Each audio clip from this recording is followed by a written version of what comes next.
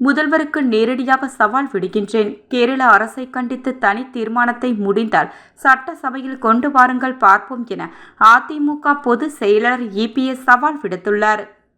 பொதுவாக ஒரு ஆட்சிக்கான அடையாளமாக அந்த ஆட்சியில் நிறைவேற்றப்பட்ட மக்கள் நலத்திட்டங்களே திகழும்.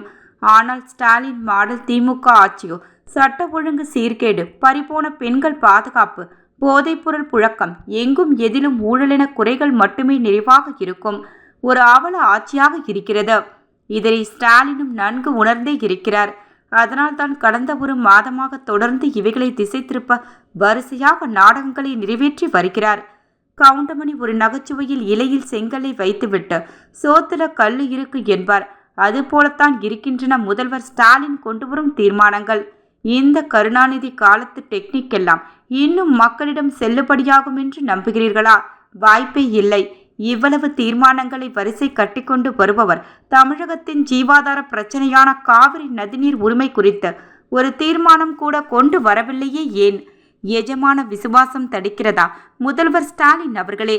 கர்நாடக காங்கிரஸ் முதல்வர், துணை முதல்வர் உள்ளிட்டோருடன் பல கூட்டங்களில் கொஞ்சி குழாவிக் கொண்டிருக்கும் நீங்கள் ஒரு முறையாவது காவிரி குறித்து பேசியதுண்டா?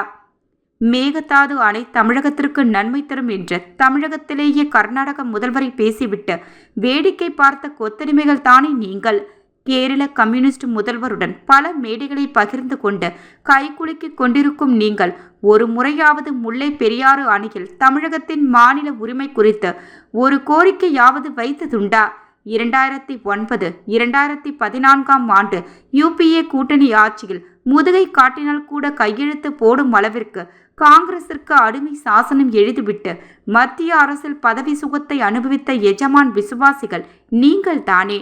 அறிவாலய கதவுகளை மூடிக்கொண்டாலும் உங்களின் கொஞ்சல் கதறல் சத்தம் அன்றைக்கு தமிழகம் முழுக்கத்தான் நன்றாக கேட்டதே. இவ்வளவு ஏன்? காங்கிரஸ் கூட்டணி ஆட்சியில் நீட் என்ற தேர்வை அறிமுகம் செய்தவரே உங்கள் கட்சியை சேர்ந்த அன்றைய மத்திய இணையமைச்சர் காந்தி செல்வன் தானே. இப்படிப்பட்ட வரலாறு கொன்ற உங்களுக்கு அதிமுக பற்றி பேச என்ன அருகதை இருக்கிறது? முதல்வருக்கு நேரடியாக சவால் விடுக்கிறேன்.